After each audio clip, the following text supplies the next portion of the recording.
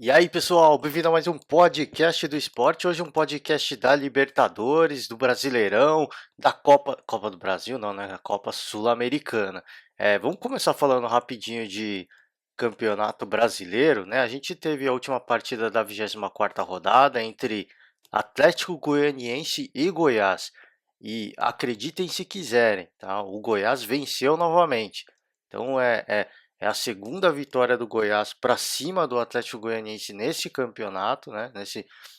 Nessa temporada, né? E surpreende de certa forma, né? Porque o Goiás era o time mais desacreditado, dado por muitos, até por mim mesmo, como um, do, um dos candidatos ao rebaixamento certo, né? E começa a reagir, né? Já conseguiu nas últimas rodadas, né, alguns resultados importantes, tá?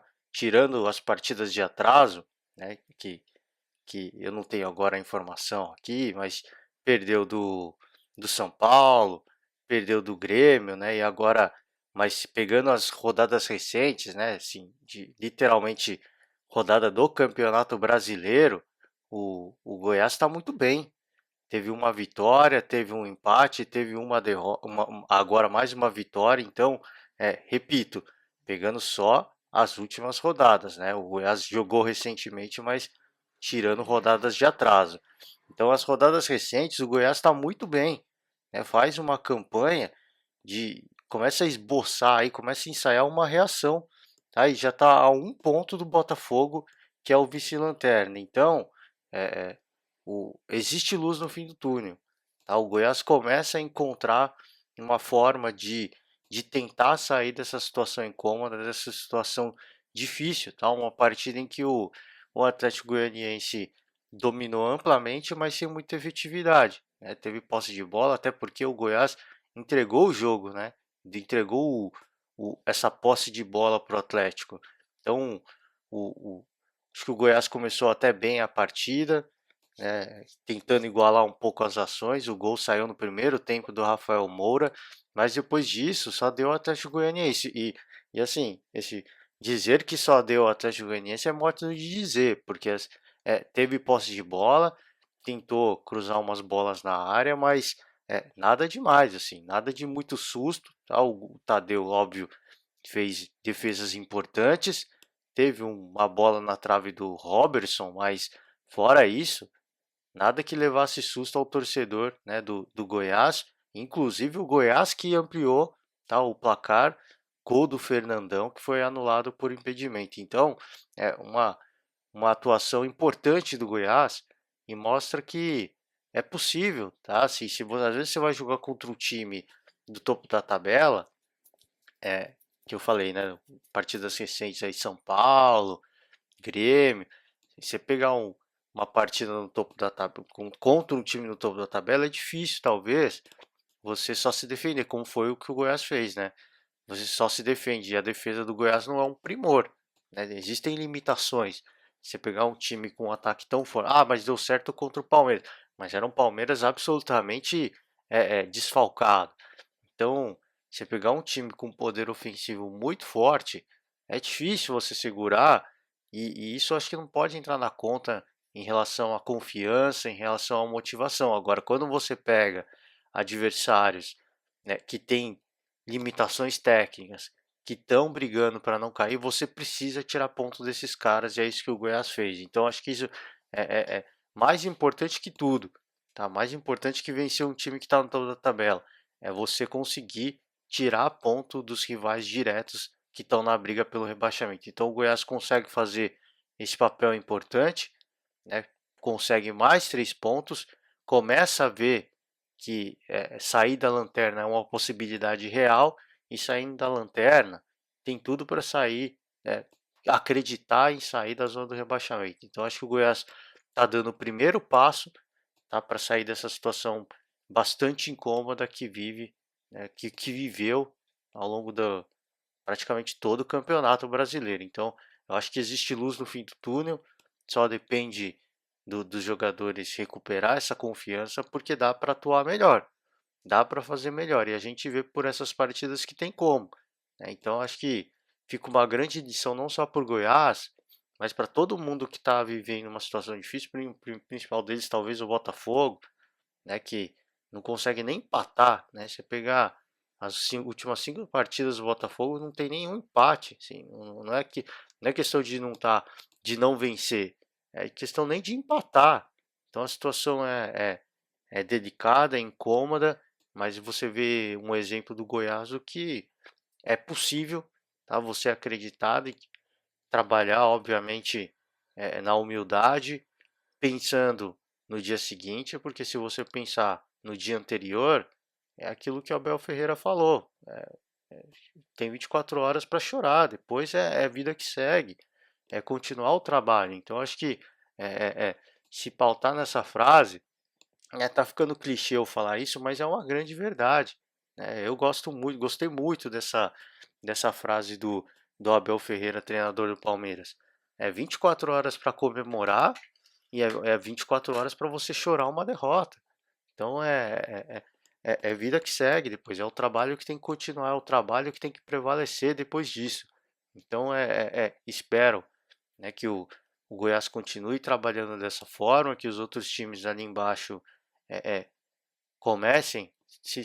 Talvez de repente os caras tentam pensar dessa forma, mas é tanta pressão interna, externa que os caras não conseguem. Mas eu acho que precisa desse respaldo, né? Porque depois acontece aquilo que a gente está acostumado a ver, né? No campeonato brasileiro. É, os caras criticam, pegam no pé do jogador, do elenco a temporada inteira. Depois, quando tá nas últimas 5 rodadas, que é para fugir do rebaixamento, aí a torcida vai lá, lota estádio, apoia. Aí é tarde, gente. A gente viu aí o Cruzeiro recentemente. Aí é tarde, né? Você tá vendo o time numa situação difícil, numa situação incômoda, aí vai lá, cobra, ameaça jogador, ameaça dirigente, e aí depois quando falta 5, 10 rodadas para o final, que o rebaixamento é uma possibilidade absolutamente real, aí começa a ir no estádio para tentar reverter, aí é tarde, né? O apoio tem que começar agora. Então acho que fica esse, esse ponto aí para os torcedores que, cara, já passou da hora de criticar, já era. Se a gente fez as críticas, não está funcionando. Agora é hora de apoiar. O futebol não tá legal, tá horrível, as coisas estão acontecendo, não, não é orgulho nenhum para a camisa, mas a gente tem que dar apoio pros jogadores, para a comissão técnica, porque é disso que eles estão precisando agora. Estão precisando de um mínimo de confiança. Então acho que já passou da hora, tá, dos torcedores desses clubes se mobilizarem. Tá claro que não estou falando para ir no estádio e fazer aquela muvuca como a gente tem visto, né? Por exemplo, Flamengo, São Paulo atuando pela Copa do Brasil, Libertadores, torcedores vão lá, lota a porta do estádio, enfim, não é disso que eu estou falando. É apoio nas redes sociais, porque hoje em dia todo mundo está conectado nas redes sociais, os jogadores obviamente acompanham muito e, e essa participação em massa, esse apoio em massa pode fazer, tá, uma diferença nessa situação tão difícil, tá? Porque o cara encontra pelo menos um mínimo de conforto nessa situação tão complicada que vivem os clubes que estão lá na parte de baixo da tabela. Então acho que já passou da hora do torcedor deixar de lado o orgulho, tá? Não tá legal, tá horrível, tá feio, mas faz parte, gente. Agora é hora de apoiar, agora é hora de ajudar o time a sair dessa situação.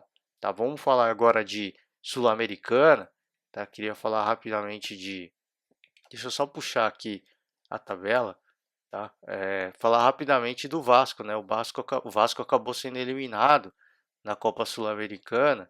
É, tinha empatado o primeiro jogo em 1-1 com o Defensa e Justiça e depois perdeu de 1-0 em São Januário. Então, o placar, o Bahia passou, né?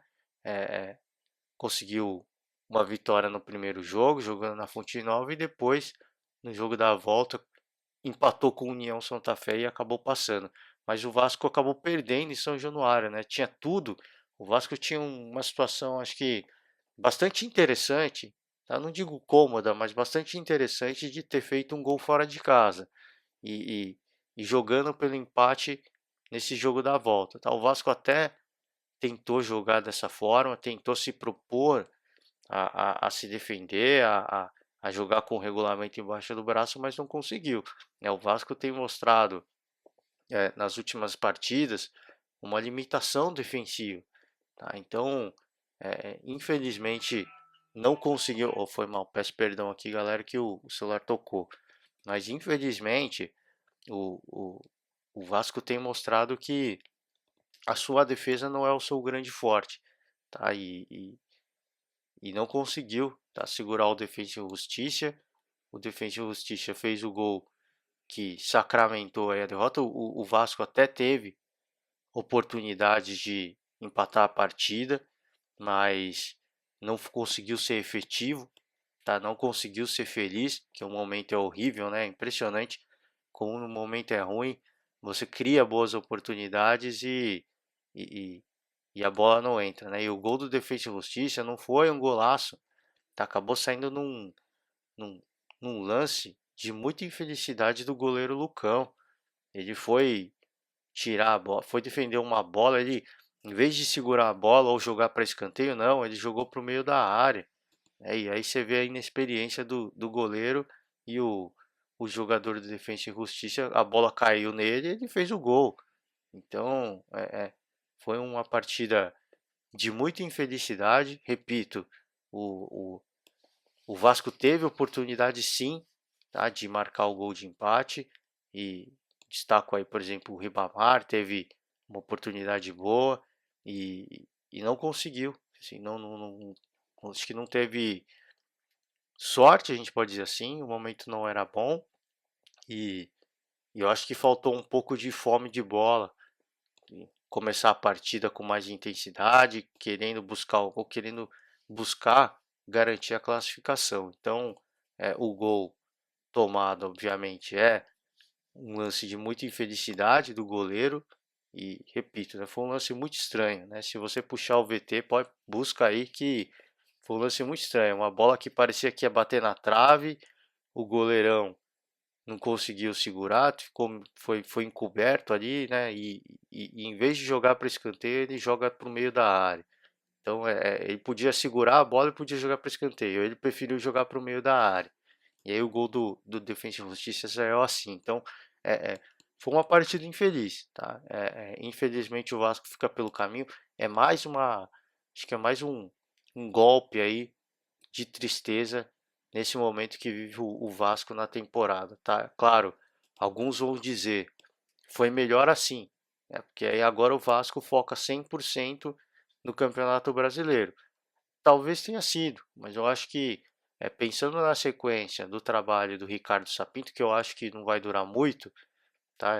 Pelo o que a gente tem visto de partidas recentes do Vasco, né? O Vasco não vem correspondendo, tá? Parece que o Vasco não está assimilando o, o, o que o Ricardo Sapinto está propondo. Eu falei ontem, né? Podcast de ontem, há umas 2 semanas, parecia que o Vasco, o time estava começando a assimilar um pouco aquilo que o Ricardo Sapinto estava tentando colocar de filosofia. E aí nas últimas semanas a coisa desandou, né? O negócio, a farofa espalhou de vez.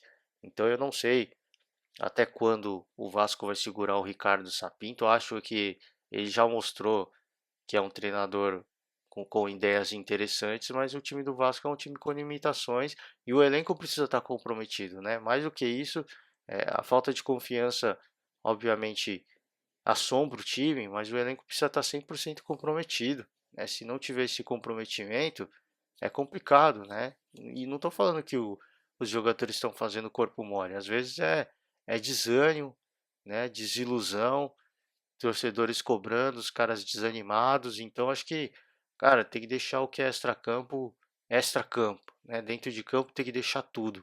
E infelizmente a gente não tem visto isso, tá? A fase é ruim, óbvio, mas é, precisa focar, tá? Precisa esquecer o que já passou. A eliminação, repito, tem um lado positivo, porque agora o Vasco é 100% campeonato brasileiro, mas para mim o ponto negativo é esse, era um campeonato que poderia virar a chave, né? Que poderia uma partida difícil poderia mudar a confiança do elenco do Campeonato Brasileiro e mais, né? Era um campeonato a mais pro Ricardo Sapinto conseguir, né? Colocar a sua filosofia dentro de campo. O Vasco fica pelo caminho.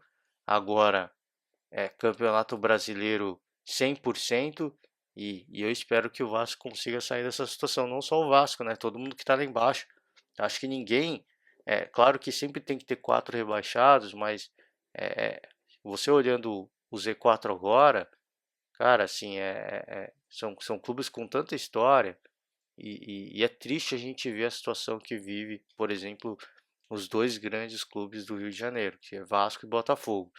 Então é triste a gente ver isso. Claro que existe a, a, a piada das redes sociais, né? A tiração de sarro das redes sociais. Eu acho que isso para o futebol faz parte, é saudável. Agora, pensando em futebol, é triste, cara. Se você vê esses dois gigantes do Rio de Janeiro passando por essa situação e parece que não tem fim, né? O Vasco, por exemplo, o ano passado sofreu também, né? O Luxemburgo conseguiu salvar, mas sofreu também. Então é muito triste a gente ver esses dois clubes passando por essa situação, porque passa ano após ano, e parece que a gestão não está fazendo nada. Parece que não existe planejamento nenhum.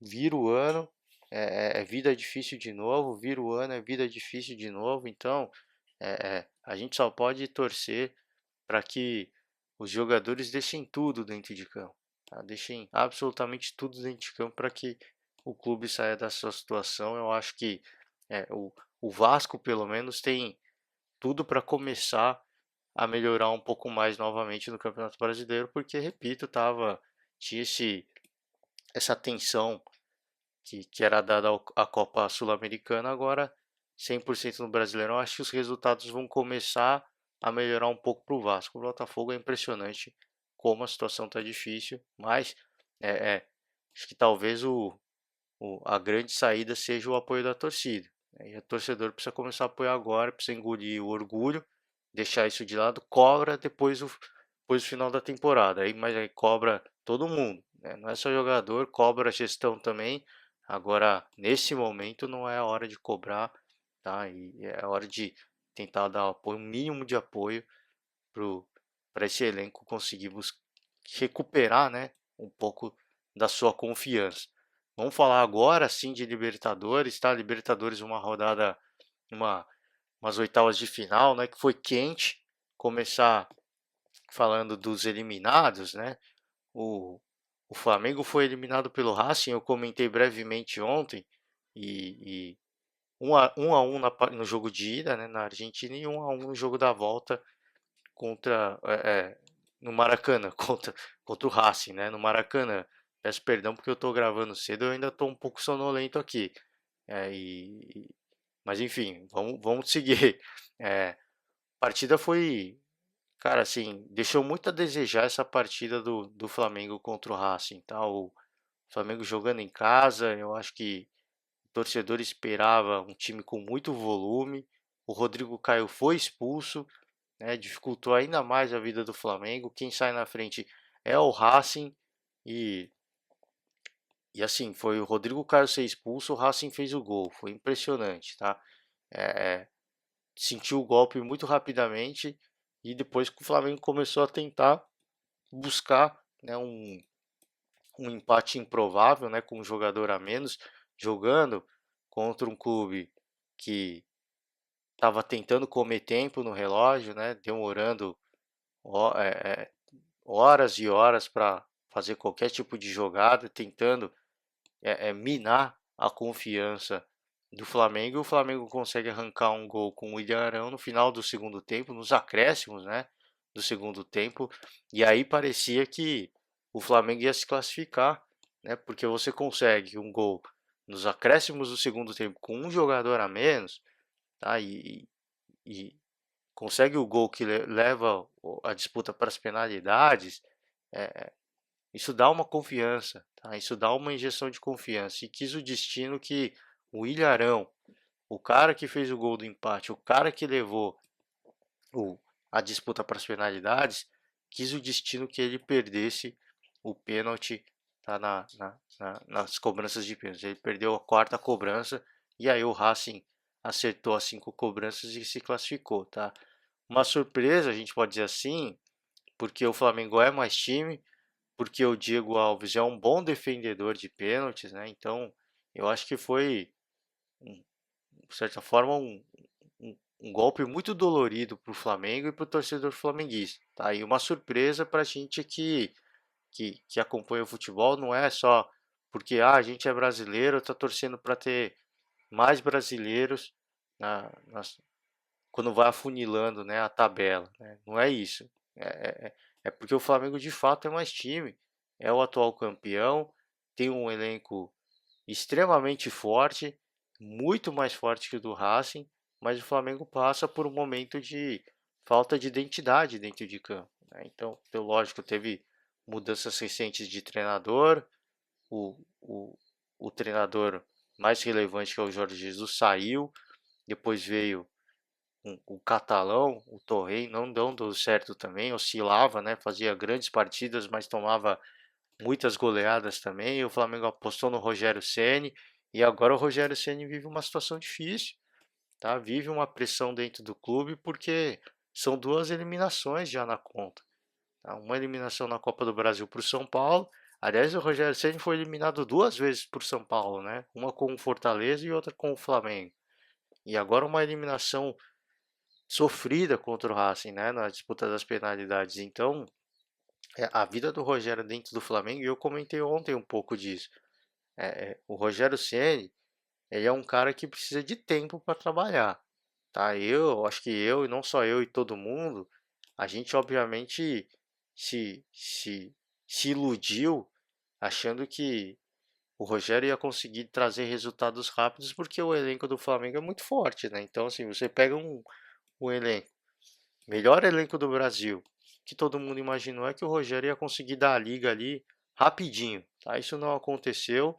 Fica claro que é um cara que precisa de mais tempo para trabalhar e, e eu espero, a gente só pode esperar que o Flamengo dê esse tempo ao Rogério, porque você vê, depois dessa eliminação, a gente vendo programas esportivos, né, as brincadeiras à parte, mas o Rogério, que era considerado o cara mais cobiçado, agora não tá valendo nada, né? Agora, acho que foi o Edilson dos donos da bola, falou, cara, agora quem quiser leva, né? Leva de graça.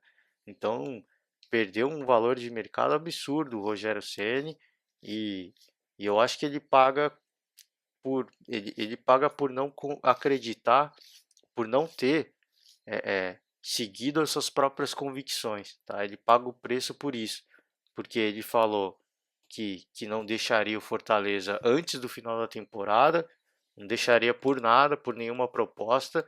Primeira proposta do Flamengo que veio, óbvio, ele resistiu, né? Porque rolou boatos de que o Palmeiras estava atrás dele, de que o Corinthians estava atrás dele, Atlético Paranaense também, se eu não me engano, e ele não foi. Ele permaneceu no Fortaleza. Quando o Flamengo fez a ofensiva, ele não aguentou, ele aceitou. Então, eu acho que ele paga. Hoje ele passa por uma situação desconfortável, mas por culpa dele próprio, né? Por não ter seguido as suas próprias convicções. Óbvio que durante a negociação ele deve ter comentado com o Flamengo que o resultado poderia demorar e que era coisa para o ano que vem. E o Flamengo topou. Agora, a pressão existe no momento, tá? A pressão de duas eliminações, ela é muito pesada, tá? E você esquece rápido, né? De tudo que foi prometido, né? Ainda mais com a cobrança da torcida. Você esquece rapidamente tudo que foi prometido e a pressão por resultados ela começa a ser urgente, tá? Então, minha opinião, se o Rogério não conseguir brigar pelo título do Campeonato Brasileiro, não é nem vencer, é brigar pelo título. Se o Rogério não brigar pelo título do Campeonato Brasileiro, eu acho que ele não continua no Flamengo ano que vem. Então, é uma situação delicada, mas repito, o Rogério mostrou que ele é um treinador de longo prazo. Ele precisa ter tempo de trabalho. Se ele tiver tempo de trabalho, eu tenho certeza que ele vai criar um time campeão com o Flamengo. Agora, se ele não tiver tempo, infelizmente a história do Rogério no Flamengo não vai durar muito. Então, espero que a diretoria dê esse respaldo, porque a gente vê exemplos recentes de que esse dar tempo ao trabalho, dar tempo ao projeto funciona, né? Pegar o Cruzeiro não o Cruzeiro do ano passado, né, mas o Cruzeiro do ano retrasado, um pouquinho antes, era um time super competitivo com o Mano Menezes, né? O problema do Cruzeiro não foi o Mano Menezes, foi a gestão, né, que gastava dinheiro com bobeira, né, e aumentando as dívidas do clube, né? Mas enfim, mas o Mano Menezes no Cruzeiro foi extremamente competitivo. E por quê? Tempo de trabalho, né? O Rogério Ceni no próprio Fortaleza, ganhando vários títulos com o Fortaleza. Demorou para conquistar um, mas quando começou a conquistar títulos, ele começou a deslanchar. Então, Rogério Ceni no Fortaleza, pegar aí é, é, Renato Gaúcho no Grêmio, agora mais recente, São Paulo e Fernando Diniz. Então, apostar num projeto de longo prazo não é garantia de sucesso, obviamente, mas é o primeiro passo para você ter um time competitivo ano após ano.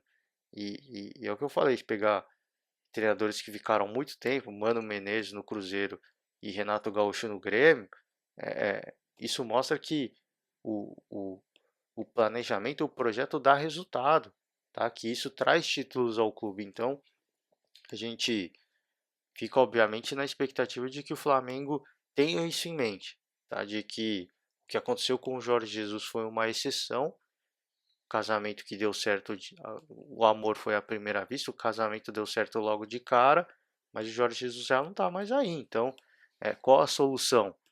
Tá? Apostar num projeto de longo prazo e, esse projeto já começou com a chegada do Rogério Ceni. Obviamente que a gente não sabe se é isso que vai acontecer, mas a gente fica na torcida de que seja isso que aconteça no longo prazo, tá? Vamos falar agora de Atlético Paranaense e River Plate.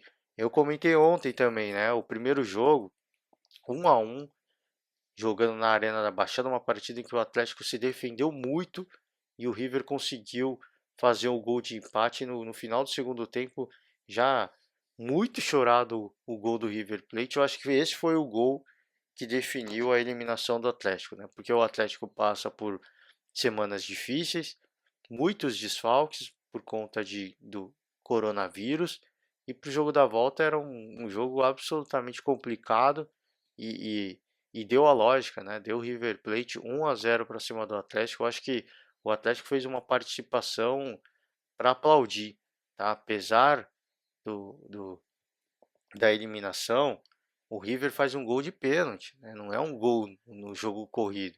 Então acho que foi uma participação bastante importante.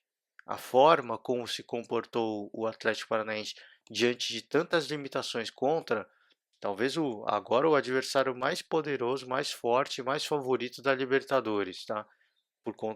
Justamente por causa do, do time que tem, do treinador que tem, talvez agora com a saída do Flamengo possa ser, talvez não, né? Eu acho que é o time agora o franco favorito à disputa do título porque é o atual vice-campeão, tá? E não só isso, né? Nos últimos anos o River tem sido o time mais relevante na Libertadores em termos de resultado. Então, é, é, é, era uma partida absolutamente complicada. Se tivesse conseguido a vitória no primeiro jogo, talvez tivesse levado esse segundo jogo para disputa nas penalidades e tivesse prevalecido. Então, acho que foi uma grande participação do Atlético. Os resultados recentes, as goleadas recentes do Campeonato Brasileiro não refletem, tá, o que o Atlético fez nessa Libertadores diante do River Plate. Eu acho que deixa um, um legado, deixa para o torcedor do Furacão um, muita coisa boa de que o Atlético vai se recuperar sim no Campeonato Brasileiro. Claro que pensar em classificação para Libertadores é difícil, é um sonho muito distante ainda, mas pelo que o Atlético mostrou nessa Libertadores diante do River Plate, é, é, não custa sonhar, tá? O sonho está distante, mas não custa sonhar, porque você segurar o River Plate da forma como segurou o Atlético, assim, a gente tem que dar o destaque e tem que parabenizar, porque mesmo com a eliminação, repito, é uma participação bastante honrosa que fez o Atlético Paranaense. Então a gente dá o destaque, é um time que tinha muitas limitações, repito, a gente tem que reforçar isso, porque o Atlético 100%, já seria muito complicado jogar contra o River e desfalcado o Atlético consegue endurecer, consegue dificultar a vida do River Plate, dificultar muito a vida do River Plate. Então, eu acho que está de parabéns, apesar da eliminação. A gente obviamente fica triste com a saída de mais um brasileiro, mas a participação que teve foi digna, tá? De um clube que nos últimos anos tem sido destaque, tá? No nosso futebol, ganhando Sul-Americana, ganhando Copa do Brasil. Então, eu acho que fez jus ao peso da sua camisa. Infelizmente, eu acho que os erros recentes, né, de planejamento, troca de treinador, somado a isso os desfalques de, de jogadores por causa de Covid, eu acho que não teve, infelizmente, como o Atlético fazer muito mais. Mas repito, eu acho que deixa um legado aí pro restante da temporada de que o Atlético tem condições totais, tá, de brigar por uma por uma classificação ali no, na área de Libertadores, tá? Ainda mais se torcer para outro brasileiro ganhar um, uma Libertadores, né? Vai sair também a Copa do Brasil, um dos times que estão no topo ganhar a Copa do Brasil também, se torcer para isso acontecer, e isso pode acontecer de fato, abre mais duas vagas, né? Então, por isso que eu falei, o sonho está distante, mas é possível. Repito, pelo que o Atlético mostrou jogando diante do River, tá? Se não se portar dessa forma jogando o Campeonato Brasileiro, aí vai ser 3-0, que aconteceu diante do Palmeiras, 3-1 diante do Fluminense. Precisa mudar a chave. Agora é Campeonato Brasileiro, agora é literalmente virar a chave, né? E conseguir grandes atuações jogando no campeonato nacional, tá? Vamos falar agora de Santos. O Santos sofreu contra a LDU, venceu a primeira partida por 2-1 e essa partida foi fundamental para o Santos garantir a sua classificação, porque perdeu de 1-0, tá, nesse jogo da volta e sofreu, cara, assim, foi difícil, cara, assim, foi suado, foi coração bateu forte, tá? O coração do torcedor do Peixe bateu muito forte e a LDU teve chance de fazer 2-0, assim, teve chance de sair com a classificação. Então acho que o, o Santos sofreu desnecessariamente, tá? Muito desnecessariamente mesmo, não fez jus a, a, ao que a gente viu do Santos, pelo menos o Santos jogando lá no Equador, né? Jogou melhor na altitude do que jogando na Baixada Santista. Então, acho que foi um erro de percurso, tá? Acho que o Santos estava preocupado, talvez, tá? Estava preocupado demais com o clássico contra o Palmeiras no Campeonato Brasileiro, não sei, tá? Mas fato é que foi uma partida abaixo daquilo que se esperava de Santos, né? Foi abaixo daquilo que a gente está acostumado a ver de Santos e repito, tá? A atuação no Equador foi fundamental para essa classificação, porque é, é, teve a LDU teve chance sim de fazer mais de um gol nessa partida. Então, acho que tomou o susto que precisava e agora não pode dar chance ao azar. Você conseguir um resultado importante fora de casa, não se garante a classificação. Acho que essa partida mostrou isso. Acho que o Santos jogou muito acomodado pelo resultado que teve. Ah, a gente fez 2 gols, pode perder até por 1-0, mas quando o adversário começa a crescer na partida, né, aquele famoso começa a gostar da partida, né? É muito clichê falar isso, eu não gosto muito, mas o gostar da partida significa os jogadores do time adversário começam a ganhar confiança, tá? Os caras começam a acreditar de que chutar de fora da área vai dar gol. Os caras começam a cobrar na área e aí o centroavante pula mais alto porque ele começa a acreditar que o gol é possível. Então, quando você tem uma injeção de confiança, o jogo fica perigoso, tá? E o Santos deu essa condição à LDU.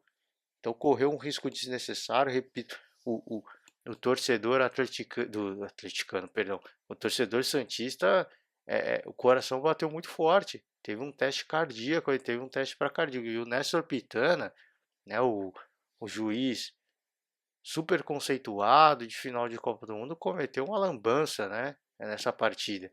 Mas uma lambança daquelas de juiz amador, tá? O Lucas Veríssimo no lance foi tirar satisfação com o jogador da LDU.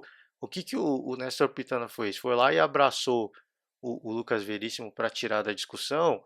Chegaram outros jogadores empurrando, peitando, dando, acertando a cara do juiz e do Lucas Veríssimo. Então e o cara nem foi expulso, né? É impressionante o amadorismo do Néstor Pitana, né? E, assim, super conceituado por ser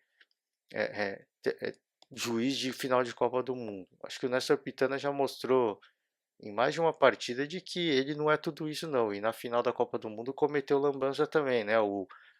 A falta ali no Griezmann, que terminou com o primeiro gol da França para cima da Croácia, não existiu, né? Então ele já mostrou mais de uma vez que não é tão bom assim não, cara.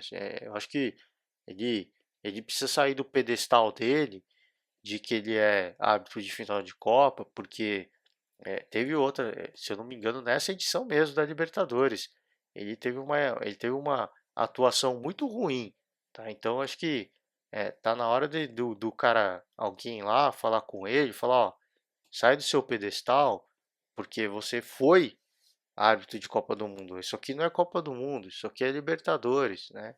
Então acho que é impressionante o amadorismo como ele lidou nesse lance aí do Lucas Veríssimo, né? E repito, ele foi ver o árbitro de vídeo e ele nem eliminou o jogador que inclusive acertou a cara dele, né? Ele ficou sangrando depois. É impressionante o, a falta de acho que de competência para lidar com uma situação dessa, né? Então fica aí o destaque negativo da partida, talvez tenha sido o Néstor Pitana e a atuação do Santos, que jogou confiando demais com a vantagem que criou fora de casa. Claro que é uma vantagem muito boa, mas você não pode dar a chance ao azar, você não pode dar confiança ao adversário, né? No clichê do momento, você não pode deixar o adversário gostar do jogo, né? Então, é, é, acho que o Santos deu todos os elementos para ele deu, buscar essa classificação, quase deixou a classificação escapar, mas passou.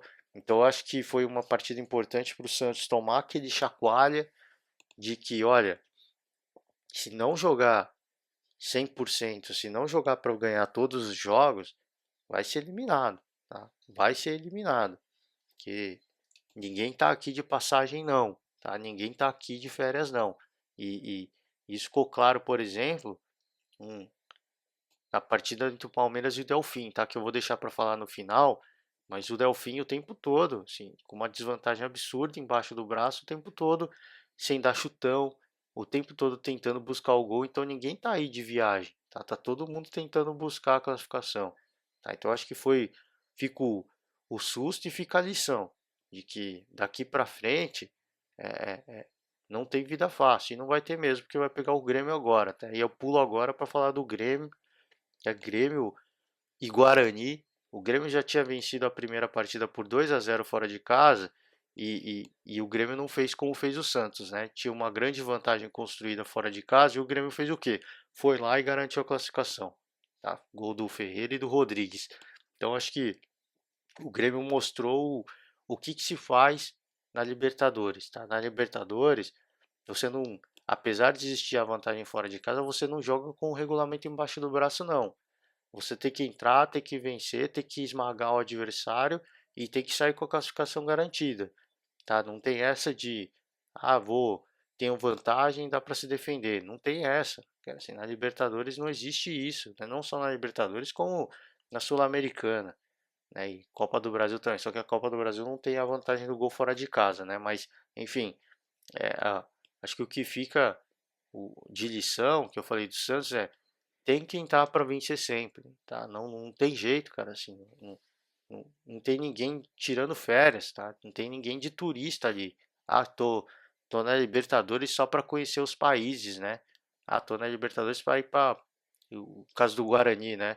Tô, tô, tô na Libertadores para conhecer Porto Alegre. Caso da LDU, tô na Libertadores para conhecer a Baixada Santista, onde o Pelé se consagrou. Não, ninguém tá ali de passagem, não.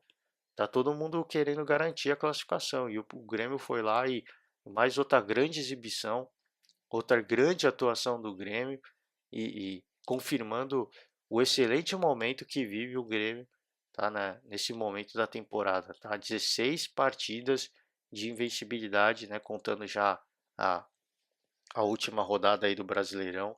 16 partidas de invencibilidade. Então o Grêmio vem fazendo por merecer. O Renato Gaúcho vem mostrando que não tem mais a historinha de que Grêmio é só Libertadores, Grêmio é só Copa do Brasil, que é um time copeiro.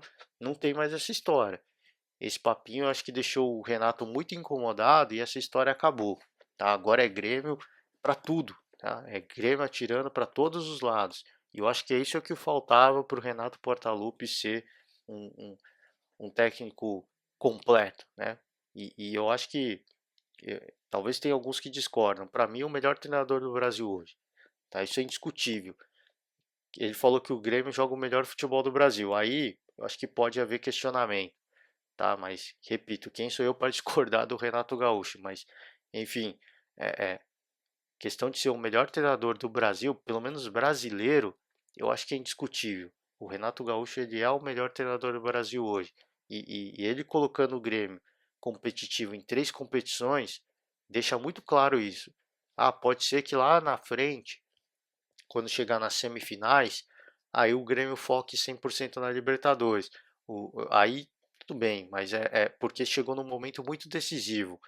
Mas jogando mata-mata, o cara ter a coragem, tá, de, de pensar que tem uma rodada do Brasileirão para ser disputada, que tem a chance de chegar no G4, eu acho que mostra que o Renato Gaúcho amadureceu muito como treinador, que tudo aquilo que foi falado deixou o cara muito incomodado, e ele hoje, para mim, ele é o melhor treinador do Brasil em atividade. Né? É indiscutível a qualidade do Renato como treinador. Né? O casamento dele com o Grêmio deu muito certo e o Grêmio sai com mais uma classificação, né, para uma fase de quartas de final. Então tá de parabéns o Grêmio pela atuação e pega um adversário indigesto agora.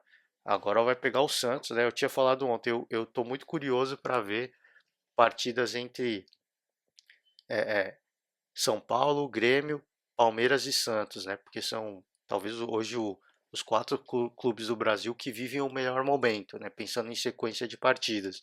A gente já teve um Santos e Palmeiras nesse, nesse final de semana e agora na Libertadores a gente vai ter Grêmio e Santos, né? Santos e Grêmio. Então acho que legal de a gente conseguir ver essas partidas e essas quartas de final vai pegar fogo, cara. Assim, acho que é partida para a gente assistir mesmo, tá? Porque do lado um Grêmio crescendo muito de produção, de outro lado um Santos que já não é de hoje, jogando muita bola, principalmente passando pelo Marinho e pelo Soteldo. Então é impressionante a qualidade que tem o Santos também. E vai ser uma grande quartas de final, né? Impressionante. Acho que muita gente vai parar para ver, porque tem que parar para ver mesmo. Tá? Vai ser uma grande exibição de futebol, sem dúvida nenhuma, tá? O Internacional, só para passar pelo Inter, fez a primeira partida contra o Boca, perdeu de 1-0.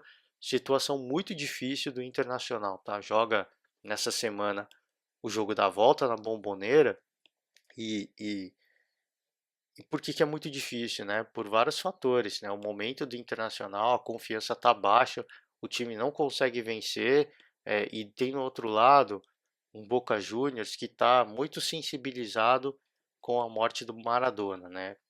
Os caras com certeza jogando para fazer essa homenagem ao Maradona, né? Buscando o título nessa temporada para homenagear o Maradona. Então, são vários elementos que colocam o, o, o Boca como um adversário muito indigesto, muito difícil, tá? E perder a primeira partida em casa, tendo a desvantagem do gol fora de casa, aí já complica ainda mais. Tá? Então a situação do Inter é muito difícil. Claro que é possível buscar a classificação. O Inter fez 2 gols no final de semana, mas tomou 2 também. Mas enfim, mas marcou 2 gols, mostrou que dá para buscar essa classificação. É possível buscar essa classificação. Agora precisa mostrar isso dentro de campo.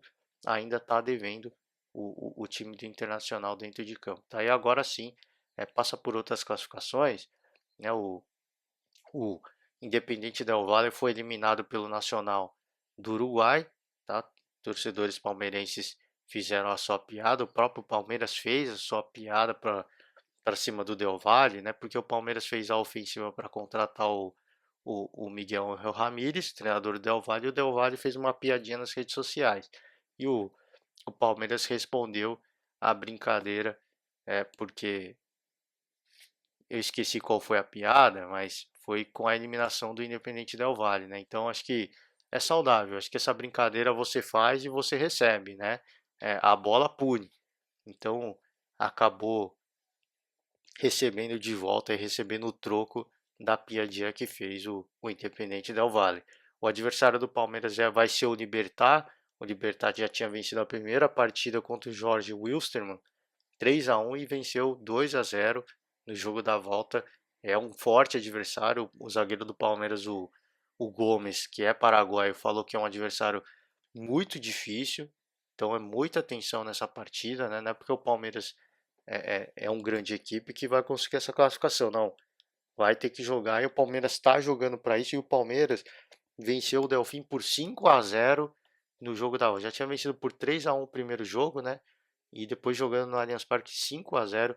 Que atuação de gala do Palmeiras, tá? Só mostra o bom momento que vive o Palmeiras. E os jogadores do Palmeiras, o principal deles, o Gabriel Veron, 2 gols, um gol de cobertura, um outro gol, um chute de primeira, assim, mas é impressionante. Um cruzamento do Rafael Veiga e ele dá um chutaço, pegando na veia, um belíssimo gol. Tá? O Palmeiras abre o placar com um golaço do Patrick de Paula, chutão de fora da área.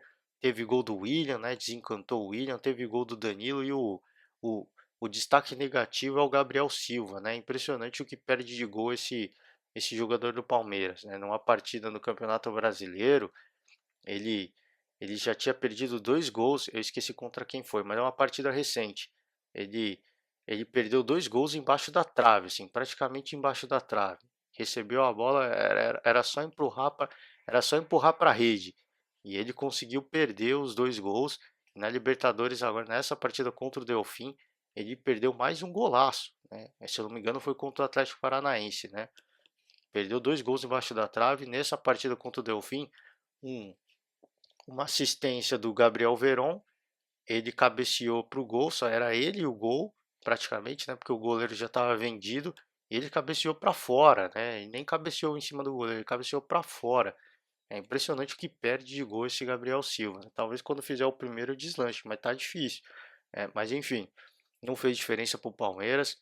O Palmeiras fez uma grande atuação e é o que eu falei, né? O Delfim, que ninguém tá de passagem, é impressionante o comportamento do time do Delfim o jogo inteiro, né? Não foi um momento, o jogo inteiro o Delfim não deu pontapé, não praticou antijogo, eles buscaram o jogo o tempo inteiro indo para cima do Palmeiras e tomando gol com isso, mas o tempo inteiro jogando de forma digna, né? Mostrando que veio para jogar bola.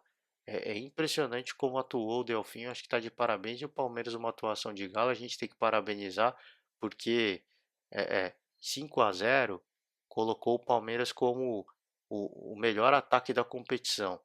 Então, mais uma grande exibição do Palmeiras. Claro que o adversário era mais fraco, agora vai ter vida mais difícil.